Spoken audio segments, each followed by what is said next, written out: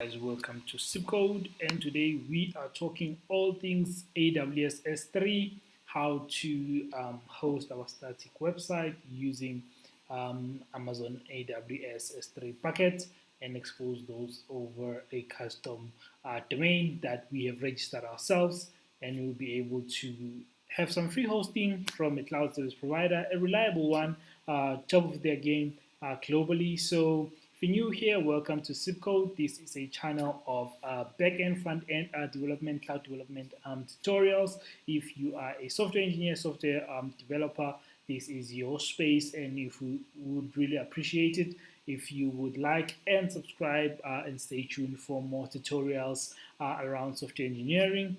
And we are uh, set to begin. Yeah, I think that's about it. Let's get started. So one thing that I would assume is that you do have an AWS account and you can actually log into your AWS account, and we will start from there.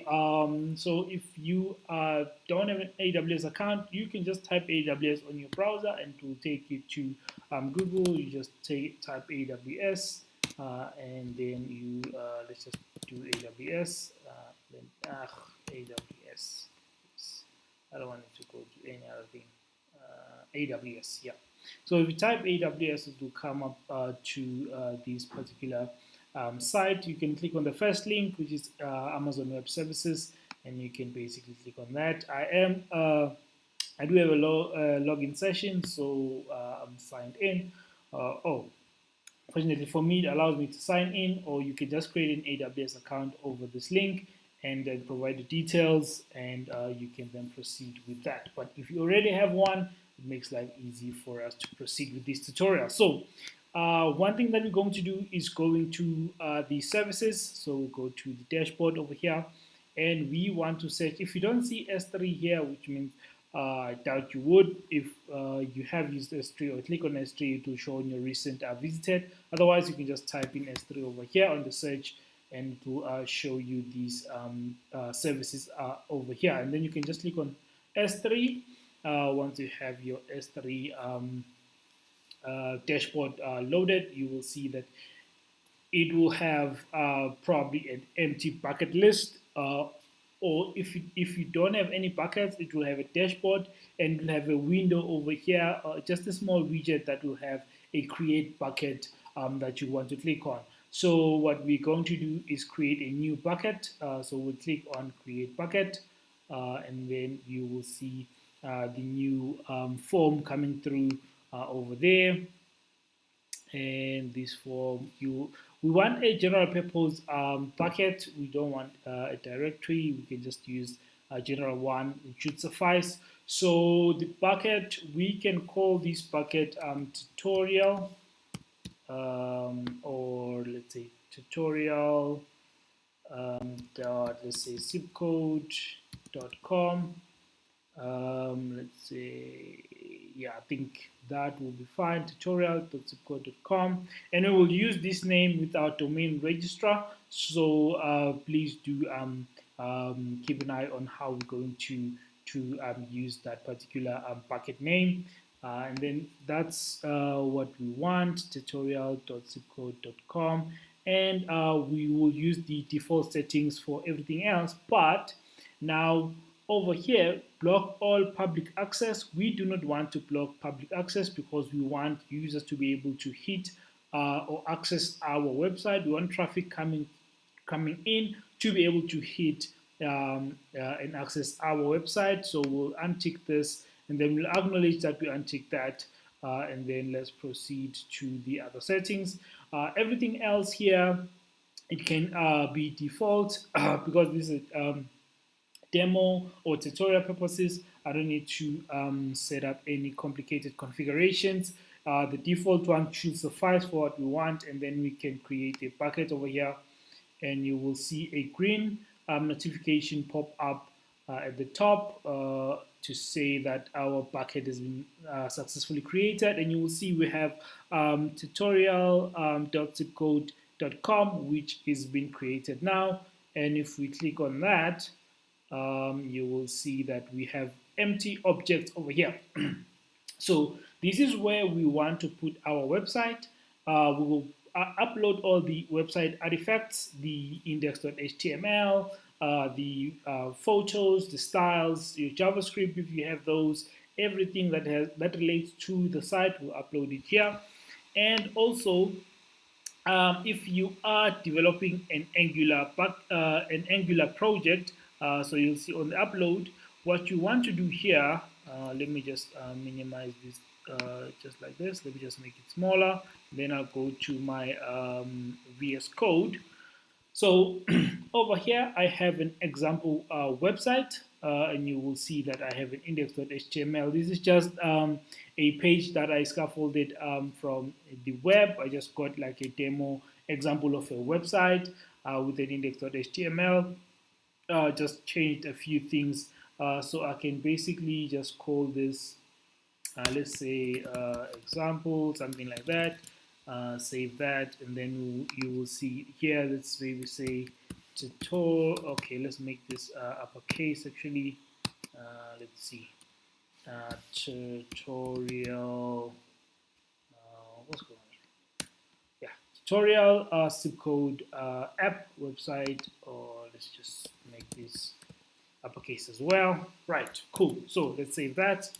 So now, once you have your website ready and all the artifacts, your style.css, your JS, your images, your CSS, and things like that, you can basically then use that particular site and upload all these artifacts in there. In a case of an Angular project, what you want to do is you build your project, and then it will be your deployment artifacts will be on the distribution folder or dist folder. In that dist folder, what you want to upload is all the files that are in the browser folder. So you'll have a dist, and inside dist there will be a browser, and then in the browser, everything in there, that's what you want to upload to AWS, and then you'll be able to start using your Angular project. So it's not difficult.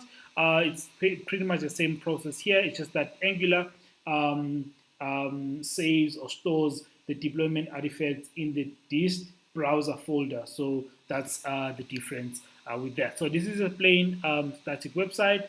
So we are going to the file system, and you will see that I'm already in the tutorial folder, and I will take all of these artifacts, and then I'll just grab these and just paste them over here on my browser because I'm uploading to S3. You will see it will take files and folders. So you just grab everything that you want, paste it over here, and then to upload on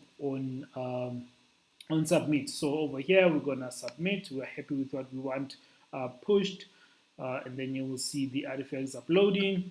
It will be quite quick. It's not a hectic process, so the estimated time is not as hectic as it may seem. But also it depends on the internet speed. So that's some of the perks of having fast internet. Okay, let's see. This should be done in a few. Uploading, 30%, 5%, and we are looking good. Cool stuff. Right, so everything is uploaded, and now we have our artifacts. We're gonna go back to our bucket. Let's go back there, and what we want to do here is we want to say properties. We'll start with properties, and you will see that on the properties, you will see the static website hosting is not enabled. So we're going to edit this static website hosting. Let's edit that, and we want to enable this. Right, and we'll have host a static website. This is fine. This should suffice for what we want to do. So we'll say host a static website, and we also have a redirect request for an object. So to redirect is you want to point it to a different, let's say domain name, but we are going to do this using our registrar, so don't worry about it. We'll do it ourselves. So host a static website, and then we'll go to the index document, will be index dot html. That should suffice. Error document is optional. If you have an error page, you can just say error.html or failure.html, or whatever the case may be. If you have that, you can just add it there. But for now, this should be enough for what we want to do. Okay, so we've enabled static website hosting, and you will see it will give us like a URL for our website. Okay, so the changes have not reflected as yet, which is fine. Whilst we wait for our changes to reflect, let's do one thing here. We're gonna go to permissions, and in the permissions, what we want to add is a bucket policy. So a bucket policy is for us exposing our bucket to the public. So remember, we didn't block the public, so this block all public access, we switch that off, which means we allow the public, right? That is one check, public access is given, but then we now need to add a bucket policy for a public access. So let's add that policy quickly. I hope that makes sense actually. What we are going to add is a small JSON object here. So this is the object that we want to add. So I'll explain this policy quickly. So the version is 2012-10-17. The statement is we have our bucket read get object, which is the ID of the statement ID. The effect is allow. The principle, we want everything, and the action is S3 get object. So these are objects in the bucket, right? So that's why we're adding the policy to the bucket so that we allow access to all the objects in the bucket, right? So now what we want is the bucket name. So we're going to copy this one here with bucket ARN. So we're going to copy that, and we're going to paste that in the resource over here. And you will see what I'm pasting on is up until the bucket name. So let me paste that. And you will see my ARN is pasted with /* which means all the objects in the bucket, I want public access to those objects. So if you see, now that we're done with this, I'm going to save the bucket policy, save this, and we are all good. So you will see, so all public access is granted on the bucket level, and then on the policy level is all the objects inside the bucket are also have a public access. So we are good to go, right? So now we have completed the permissions. Let's go to our properties.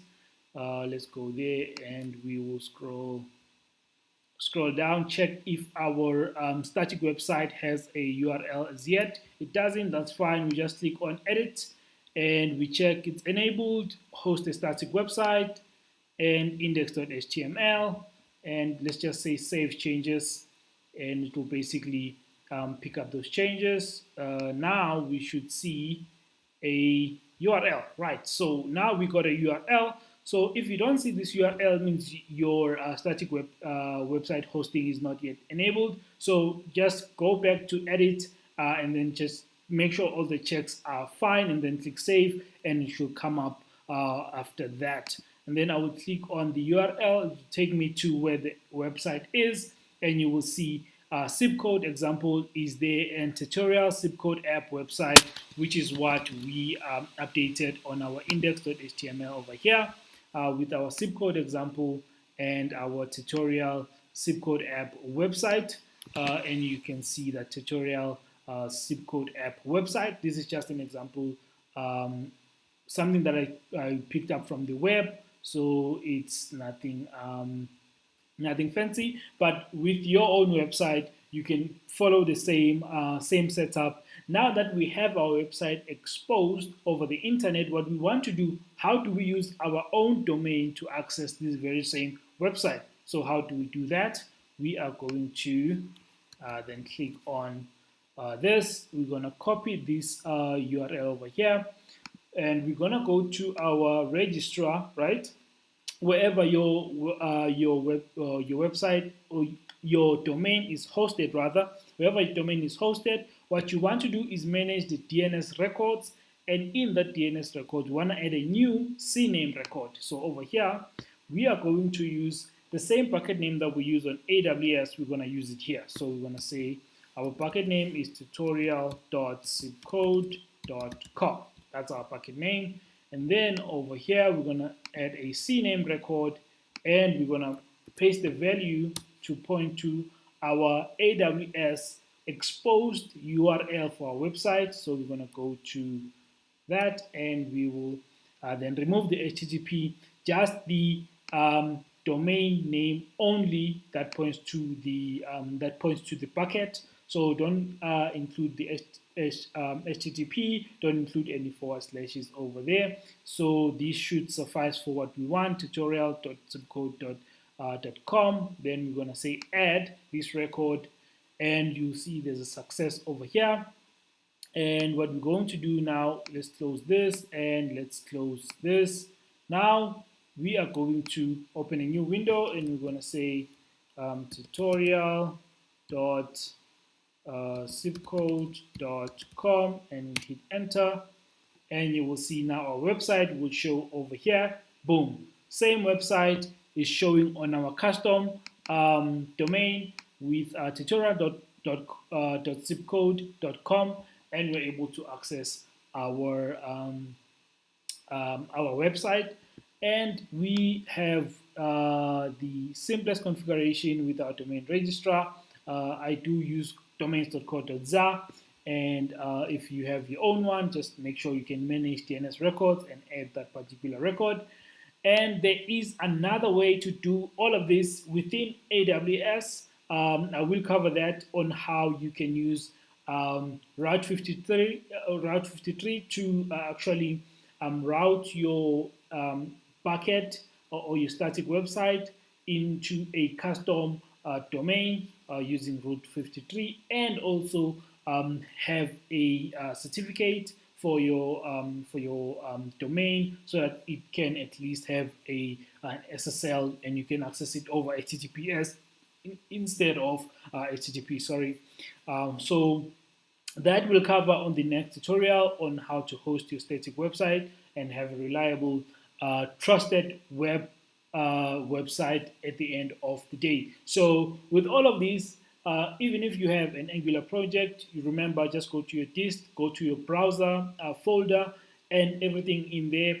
Take all of those artifacts, upload them, and then follow all the same steps that we did here, and you will have your Angular application exposed over S3 AWS and accessible via your custom domain that you have on your registrar. So for this tutorial, that's about it. I hope this was helpful, and until next time, please do like and subscribe. For now, cheers.